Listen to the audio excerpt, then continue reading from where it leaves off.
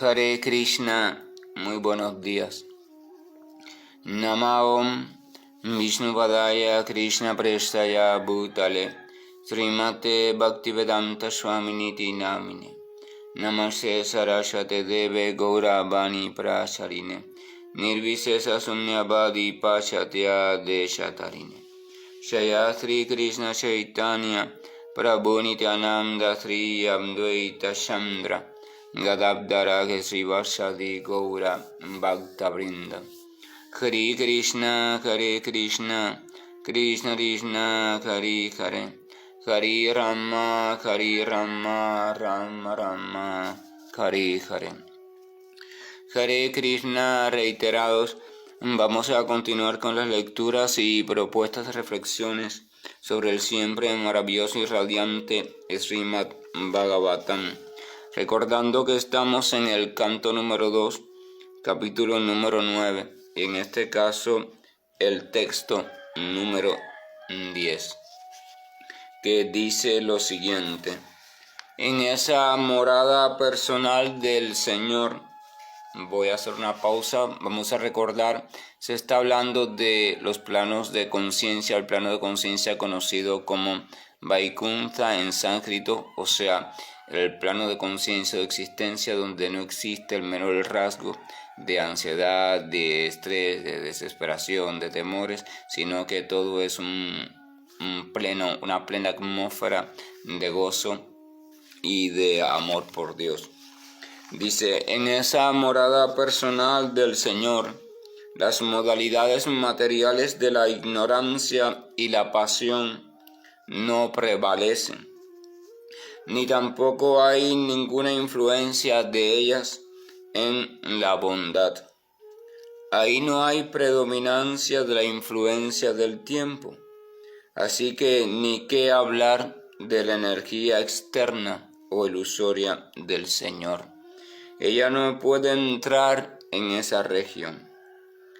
Sin discriminación alguna, tanto los semidioses como los demonios adoran al Señor como devotos.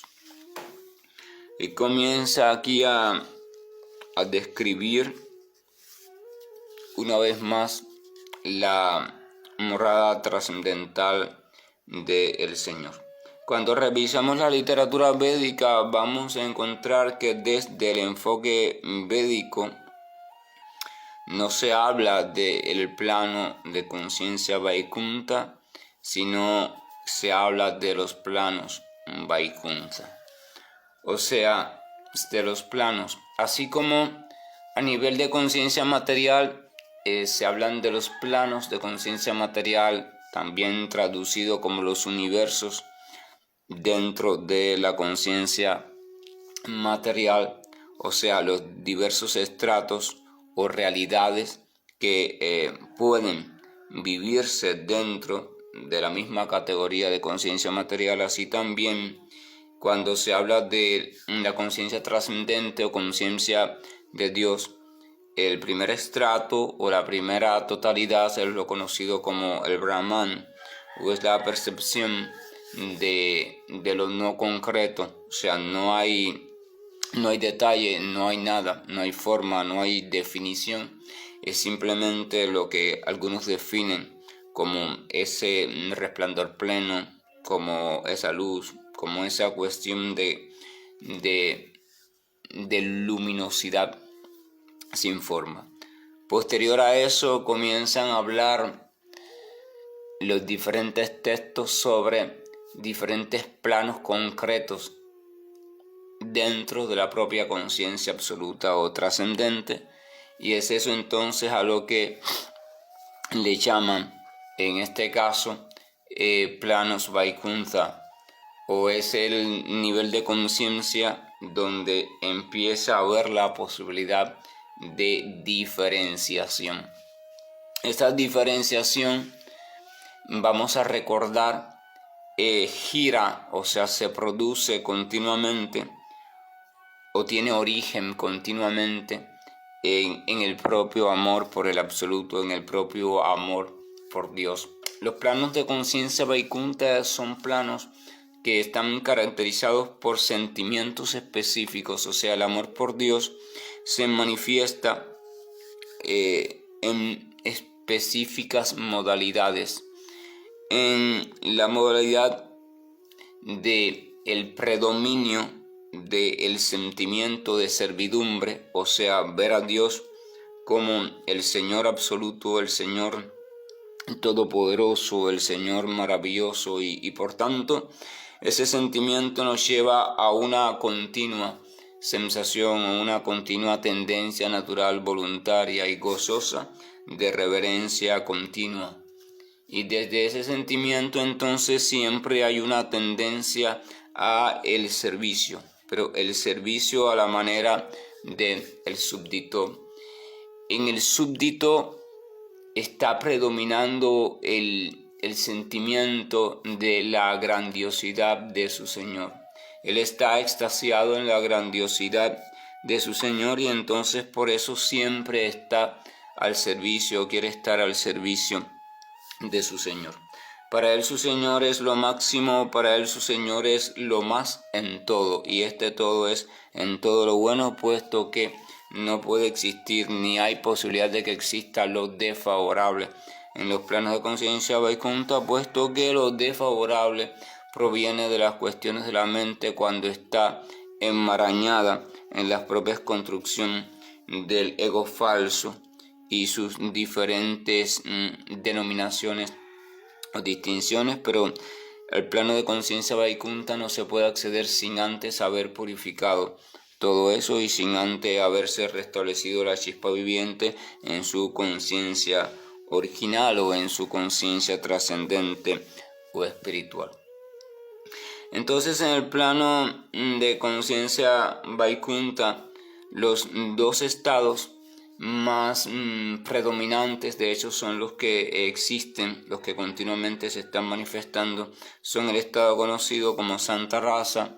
Este Santa Rasa significa aquel estado donde todavía hay cierta neutralidad en relación al sentimiento de amor. O sea, está la chispa viviente impresionada por la grandiosidad, porque está percibiendo, está sintiendo, está viviendo de forma directa la grandiosidad de lo absoluto. Y en esa grandiosidad, el ver ese absoluto como lo más magnánimo, lo más maravilloso, lo más poderoso, lo más extenso, está cautivada en ese asombro. Y desde ese asombro entonces está siempre también en una sensación reverente hacia ese absoluto. Pero junto a eso después, en un grado un poco más de profundidad, surge el sentimiento reverencial a la manera del súbdito. O sea, cuando está en Santa Rasa, simplemente en el asombro de la grandiosidad de lo absoluto, todavía no hay una tendencia directa al servicio. O sea, todavía no hay una definición de querer ponerse al servicio, porque está simplemente impresionada con la grandiosidad como cualidad y no como con aquel que es el grande. O sea, no hay una definición clara de aquel que es el grande. Sin embargo, después, con el roce o con la práctica o el ejercicio de la conciencia de Dios o conciencia de Krishna, va develándose poco a poco la personalidad que hay detrás de la grandiosidad. Ya no solo se reconoce la grandiosidad del absoluto, sino que se empieza a tener noticia de el absoluto, o sea, de aquello que provoca esa sensación de grandiosidad. Y se descubre el primer momento de relación personalista con lo absoluto. Lo absoluto, por decirlo así, o se accede a lo absoluto, siendo lo absoluto ya algo concreto, y aquí aparece entonces una figura de el Señor, algo definido, algo definible y algo con lo cual se puede establecer también de modo concreto una relación específica, una relación que va a estar marcada todavía por el asombro de la fase anterior, pero este asombro se va a ligar entonces ya con un sentimiento de reverencia concreta. Ya hay algo definido a lo cual ofrecerle reverencia, y en función de lo cual ponerse a su servicio. En este tipo de conciencia siempre entonces vamos a encontrar que la criatura que está sumergida en ella, todo lo que hace, porque es un plano de conciencia donde la potencia de actividad de la chispa viviente también se puede manifestar, puesto que ya hay detalles, ya hay variedad, ya no es el Brahman impersonal, hay toda una variedad. Y entonces también cada chispa viviente puede dejar emerger su tendencia natural o su potencia más predominante. Así como en el plano de conciencia material, la chispa viviente continuamente está siendo dominada por algún tipo de tendencia, lo cual desde las ciencias psicológicas y personológicas se le llaman aptitudes con P. O sea, es aquello que se ve, la tendencia que se ve, por ejemplo, en el caso de los humanos, en el niño cuando nace. Hay niños que se le ve que tienen tendencia para tal cosa, otros para tal cosa. Pues esa tendencia evidentemente no la aprendió el niño en esta vida que está comenzando, sino que ya que de alguna forma está implícita en esa criatura viviente desde antes. Lo mismo pasa, lo que pasa es que la diferencia está que en el plano de conciencia material esa tendencia va a ser orientada en función de los intereses de la identidad o las identidades que se va construyendo la criatura en su crecimiento, según la familia, la nacionalidad, la cultura, la época, etcétera, etcétera, y sobre todo basado en la satisfacción de su particularidad, sus deseos particulares. O sea, las aptitudes son puestas en función de la identidad propia, de lo que llaman el ego falso. O sea, son orientadas en función del placer personal y únicamente en función del placer personal o de aquello a lo cual se identifica como perteneciente también a la identidad personal, llámese amigo, familia, etcétera, etcétera, y todo eso gira alrededor del cuerpo porque la identidad personal en el mundo material parte del punto del cuerpo, porque es a través del cuerpo material y a través de la consecuentemente que la criatura, la potencia de vida, se experimenta viviente, se experimenta a sí misma viva, aunque es a través de. Esto es importante comprenderlo porque es a través de esa maquinaria llamada cuerpo-mente compleja, un diseño bastante complejo, la potencia de vida se experimenta a sí misma en relación con todo lo demás. Por tanto, como ese es su punto de contacto con todo lo demás, es eso a lo que ella reconoce como su identidad. O sea, yo soy esto. Esa es más o menos la comprensión y traducción del término ahamkara, que es lo que se traduce como ego falso. O sea, yo soy esto. Aham hace alusión a la cuestión de identificación. Aham, o sea, yo soy. Kara hace alusión a aquello que ha sido construido, que ha sido creado, aquello que no existe por sí mismo. O sea, ahamkara. Yo soy esto, yo soy esta construcción, yo soy esto lo creado. Ahora, en el plano de conciencia Vaikunta ya hay un cambio con respecto a esto. Ya hay variedad, por tanto se puede hablar de una realidad variada. Ya hay diferenciación, por tanto se puede hablar de identidades diversas, pero todas esas identidades, todas esas diferenciaciones tienen una tendencia, están orientadas por una tendencia, o sea, tienen aptitudes propias provenientes de la diversidad. Y entonces esa aptitud propia ya también en ese nivel empiezan a pulsar y la entidad viviente dotada ya específicamente, concientizada específicamente también en un cuerpo concreto, por supuesto un cuerpo ya de naturaleza absoluta o de naturaleza espiritual, empieza a ejecutar actividades, se descubre continuamente ejecutando actividades, pero esas actividades van a tener la diferencia con respecto a las que desarrollan el plano de conciencia material van a tener la diferencia de que van a estar orientadas de forma natural y no de forma forzada. Esto es importante. No es por deber, no es por regulación, no es por voto religioso, no. La tendencia naturalmente va a estar orientada por el sentimiento de reverencia hacia el Señor Supremo, mezclado con el sentimiento de asombro hacia la grandiosidad, la belleza, lo maravilloso que es su Señor, que ya en ese nivel de conciencia se está percibiendo. O sea, su Señor es percibido.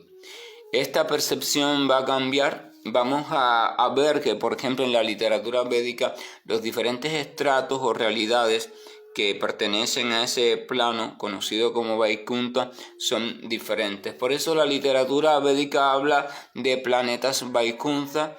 En cada uno de ellos se entiende ese planeta también como realidades. Así como en el mundo material están las realidades relativas a cada criatura, en el plano de conciencia trascendente también están las realidades. Pero en todas esas realidades, sea la que sea, va a haber un factor común. Primero, va a haber la presencia concreta de lo absoluto. Lo absoluto va a estar concretizado. Y en relación a esa presencia concreta o esa forma específica, por llamarlo así, de la suprema personalidad, forma específica que aún no es directamente la forma original o la primera forma, sino aquella forma que asume la personalidad de Dios para ser condescendiente o en relación a aquella tendencia específica que tiene cada chispa viviente que está participando de ese estado de conciencia. Por eso vamos a ver que en la descripción védica, en los planos de conciencia Vaikunta, el Señor se muestra de diferentes modos, que coincide siempre, por supuesto, con el modo por el que o con el que la chispa específica viviente lo tiene concebido.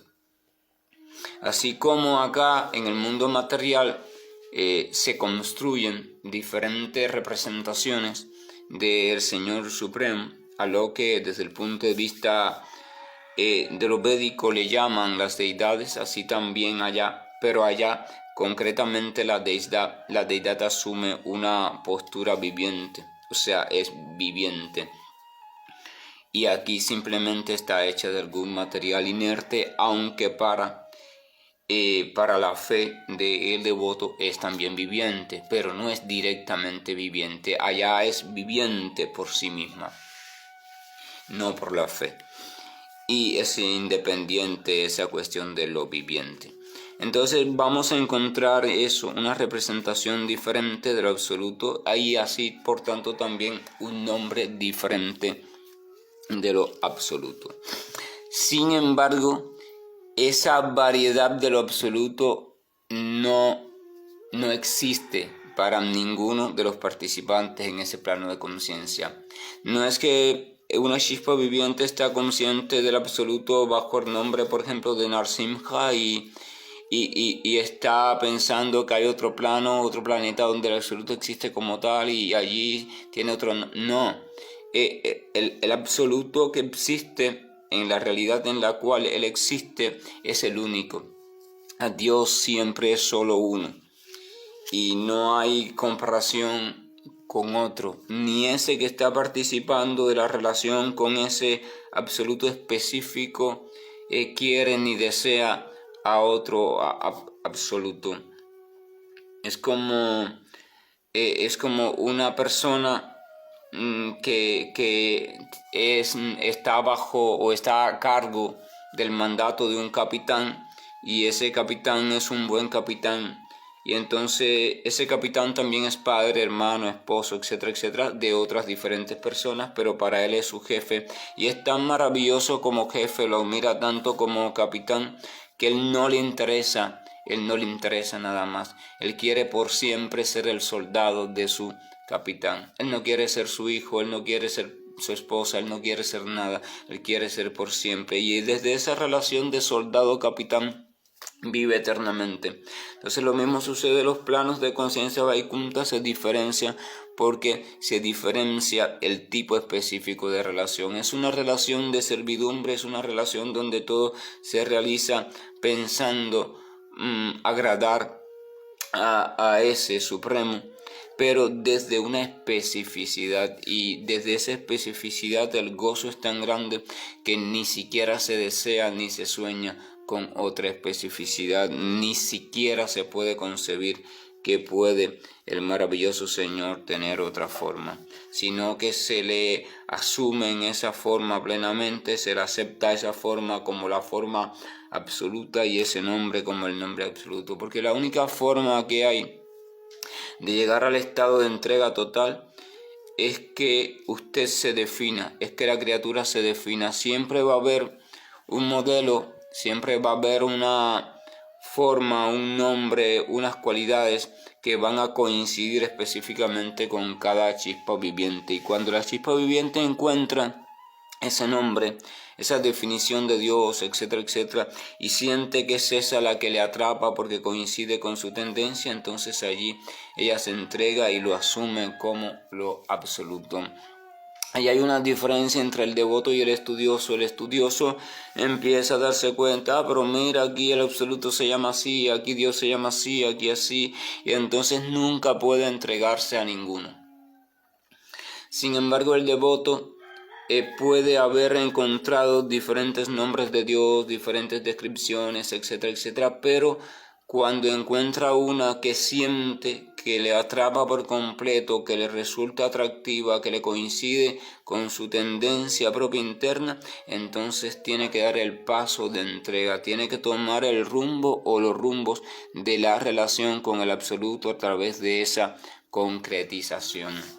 No hay posible cultivo de la devoción a no ser que aceptemos una concretización específica, un nombre específico para Dios, un grupo de cualidades específicos, un grupo de actividades específicos, un grupo de narraciones, a fin de cuentas un sendero, un camino, y en ese sentido se puede comprender por qué existen tantas propuestas, tantos senderos, y hablo de los auténticos, de los originales, ¿entiende? Y uno lo encuentra, y cuando lo encuentra se entrega. Si hacemos un recorrido por las grandes personalidades religiosas, vamos a ver que los más sabios y grandes devotos comprendieron la espiritualidad de tal modo que ellos veían en todo una posibilidad de deleite espiritual, pero aún así tenían un camino concreto. O sea, su práctica particular, profunda, sucedía al modo de una metodología específica, ¿verdad? Y se hacían llamar así. O sea, trataban de ser o perfectamente Vaishnavas, o perfectamente sufíes, perfectamente musulmanes, perfectamente cristianos, perfectamente judíos, o sea, perfectamente. En su madurez comprendían todo lo otro también como manifestación de la relación con Dios y posibilidad también de una relación con lo absoluto, concretizándose de otro modo y por otros modos, pero ellos en su práctica individual se entregaron por completo a una sola cuestión. Pero el estudioso no, el estudioso está siempre estudiando todas las cuestiones y nunca se entrega a ninguno, y por tanto nunca puede seguir ninguna práctica específica, y cuando no se sigue una práctica específica, entonces casi imposible que se pueda trascender a la profundidad de los planos de la espiritualidad. Es bueno y es conveniente tener una práctica específica y tener una relación específica, a la misma vez que se comprende que hay variedad también, y por tanto eso nos lleva a la no competencia o a la no hostilidad hacia otros tipos de metodologías o métodos que también sean veraces, pero que no sean los que coinciden con la tendencia particular de una persona específica.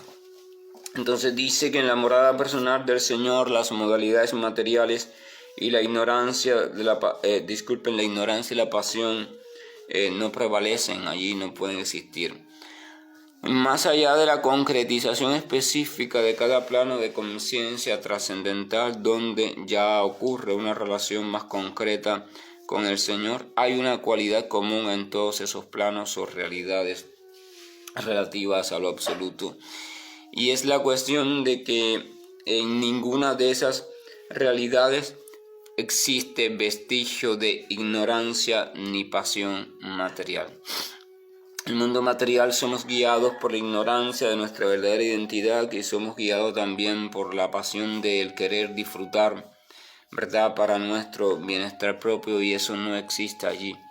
En el plano, mientras se tenga vestigio de esas cuestiones, no hay posibilidad de acceder, por tanto, a los planos de conciencia trascendentales. No se puede forzar ese acceso. ¿Puede la criatura construir en su mente una realidad que sea reflejo de lo trascendente? Pero eso va a ser una construcción, es la ilusión, es las construcciones religiosas, pero no van a ser el verdadero acceso a la realidad absoluta, sino va a ser una construcción, y con esto hay que tener mucho cuidado. Dice que ni tampoco hay ninguna influencia. Esto quiere decir lo anterior también, que mientras se vea vestigio de influencia de la ignorancia y la pasión vistas al modo del mundo material en una criatura, entonces debemos comprender que se está todavía en camino, y el camino dura mucho ¿verdad? Y siempre es conveniente y saludable sentirnos en camino y no sentirnos ya completamente realizados, porque eso suele ser la apertura para una trampa. Dice, ni tampoco hay ninguna influencia de ellas en la bondad, o sea, en ese plano de conciencia es el plano de la bondad pura. No hay vestigio, no hay matiz de pasión que afecta a la bondad, ni de ignorancia que afecta a la bondad. Ahí no hay predominancia de la influencia del tiempo, así que ni qué hablar de la energía externa o ilusoria. Ella no puede entrar en esa región, o sea, allí Maya, la ilusión, no tiene cabida. Es conciencia completamente iluminada, sin discriminación alguna. Dice, tanto los semidioses como los demonios adoran al Señor como devotos. Vemos que la figura de semidioses y demonios que hablan las escrituras solo existen en el plano de conciencia material. En el plano trascendental no hay esa distinción, puesto que en el plano trascendental toda chispa viviente que habita allí está predominada por el absoluto sentimiento de entrega a un único Señor, y por tanto es tan dominada por esa cuestión de amor creciente. Eso significa que nada buscan para sí, que nada quieren para sí, y que no tienen nada pendiente, sino tan solo gozarse en esa cuestión de siempre estar haciendo, pensando, etcétera, etcétera, poniendo todo en función de su relación con su amoroso, hermoso, perfecto Señor. Ahí no hay cuestión de que están a favor de Dios o en contra de Dios, ni a favor ni en contra, simplemente están enamoradas continuamente de Dios. Así que aquella chispa viviente que en algún momento estuvo confundida y estaba siendo arrastrada por un comportamiento de asura, o sea, un comportamiento desfavorable, o lo que llaman un comportamiento demoníaco, o estaban siendo arrastradas por un comportamiento de semidios o de lo que sea, ya eso ya no está. El proceso de purificación en base a la relación continua con lo absoluto ha diluido todo eso, y solo queda la chispa viviente en su potencia original, y entonces comienza su relación de amor puro con Dios, sin ninguna otra identificación que la identificación del enamorado, que ya no quiere nada más.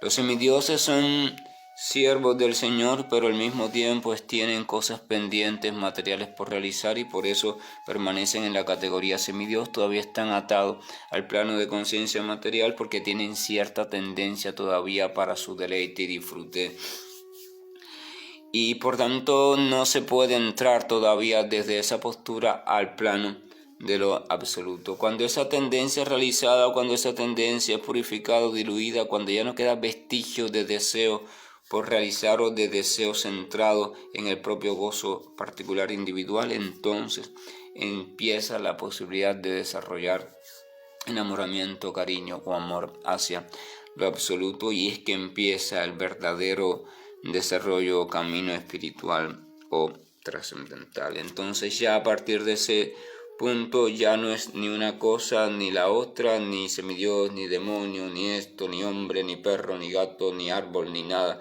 Simplemente es un enamorado absoluto del Señor Supremo. Que la gracia, el amor y la luz de nuestro amoroso Señor, siempre presente dentro y fuera de todos, nos acompañes, para que podamos tener la dicha de ir comprendiendo estos asuntos y de ir saliendo de los enredos filosóficos y mentales e ir deseando ser purificados por la propia relación continua con el santo nombre del Señor, el cual sin lugar a dudas tiene la capacidad absoluta para hacerlo. Hare Krishna, buen día, y estoy finalizando la grabación. Krishna Krishna Krishna Shri Krishna Govind Hare Murari Janat Narayan Vasudeva Shri Krishna Govind Hare Murari Janat Narayan Vasudeva Shri Krishna Govind